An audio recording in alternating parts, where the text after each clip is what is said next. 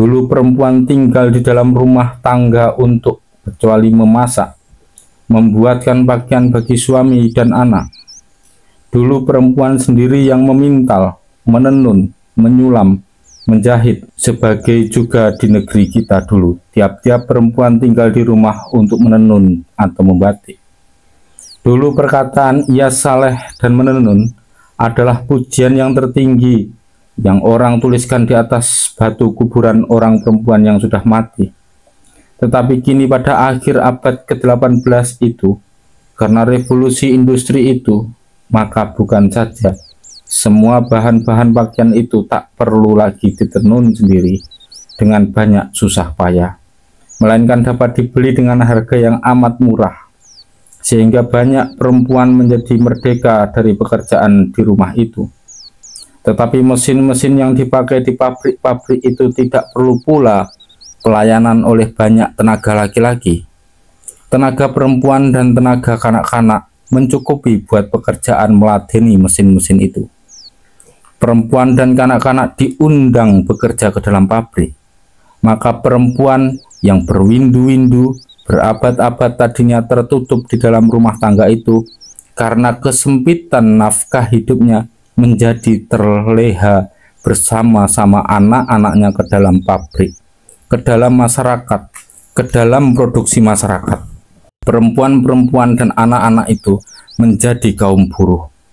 Di dalam tahun 1790 saja sudah adalah 60.000 perempuan Inggris dan 40.000 anak-anak Inggris menjadi kaum buruh di pabrik-pabrik benang. Di dalam tahun 1840, jumlah kuli perempuan Inggris itu sudah menjadi 500.000. Dan di dalam tahun 1890 naik lagi menjadi 1.500.000 orang.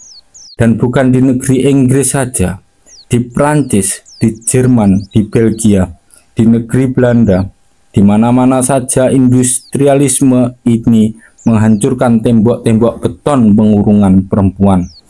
Di mana-mana saja terhela perempuan itu dari cengkraman kemiskinan rumah tangga. Keluar di dalam struggle for life, di dalam pabrik, keluar ke sampingnya mesin, keluar ke dalam produksi masyarakat, keluar untuk mencari sesuap nasi.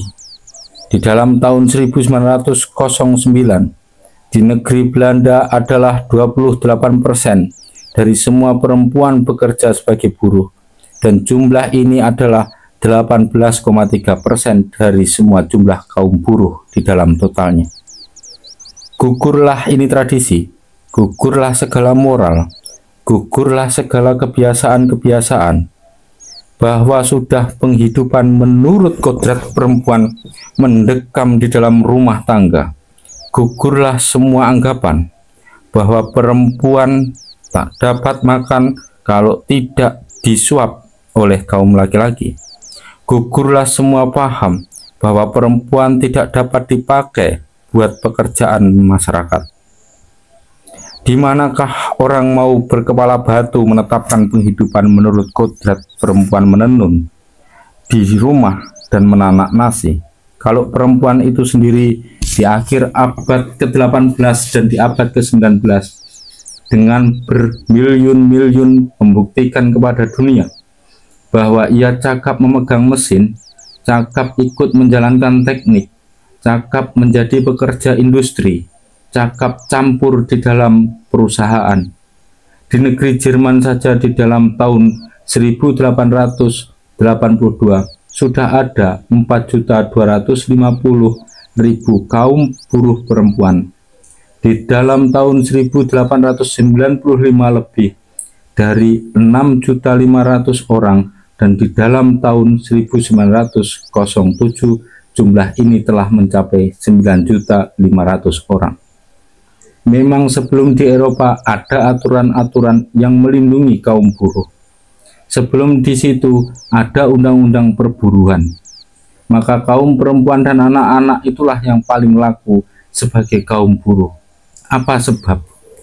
Tak lain tak bukan, Justru karena tabiat tunduknya dan nerimonya perempuan yang telah menjadi darah daging tulang sumsum itu, kaum perempuan lebih menurut, lebih sabar, lebih takut, lebih murah, lebih mengetahui kewajiban daripada kaum buruh laki-laki.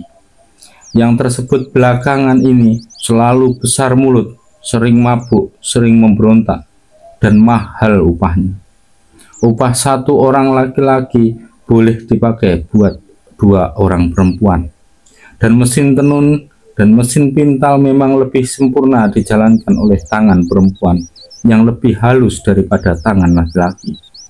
Itulah sebabnya, maka akibat revolusi industri di Eropa itu, yang paling dulu tampak ialah sangat lakunya tenaga kaum perempuan sebagai kaum buruh. Revolusi di dalam cara produksi masyarakat menyebabkan revolusi menghancur leburkan adat memingit kaum perempuan. Dan bukan di Eropa saja, industrialisme itu pun menjalar ke timur, ke seluruh Asia, walaupun agak terlambat. Sejak pertengahan abad ke-19, sudahlah industrialisme ini mulai menghantam pula tembok beton penutupan perempuan di dunia timur. Juga di dunia timur, orang pada waktu silamnya abad ke-19 mulai melihat perempuan-perempuan dan anak-anak keluar dari tutupan rumah tangga, masuk ke dalam pabrik tenun, pabrik gula, pabrik teh, atau ke dalam kebun-kebun kontrakan. Juga di dunia timur, gugurlah lambat laun segala belenggu-belenggu tradisi, segala paham-paham dan moral-moral yang mau terus menetapkan perempuan itu sebagai makhluk tutupan di rumah. Di negeri-negeri yang tidak terlalu keras ikatan agama, maka kaum buruh perempuan segera menjadi barang yang biasa. Di India, di Tiongkok, dan terutama sekali di Nippon, permasyarakatan ini berjalan dengan cepat. Tetapi di lain-lain tempat masih keras juga ikatan belenggu tradisi. Meredith Townsend yang dulu membuat perbandingan antara kedudukan perempuan di berbagai negeri-negeri Asia mengatakan bahwa walaupun perempuan-perempuan Nippon masih saja menghina dan ditindas oleh kaum laki-lakinya, mereka toh sama, mereka toh masih agak bagus kedudukannya kalau dibandingkan dengan kedudukan perempuan di beberapa bagian negeri-negeri Islam.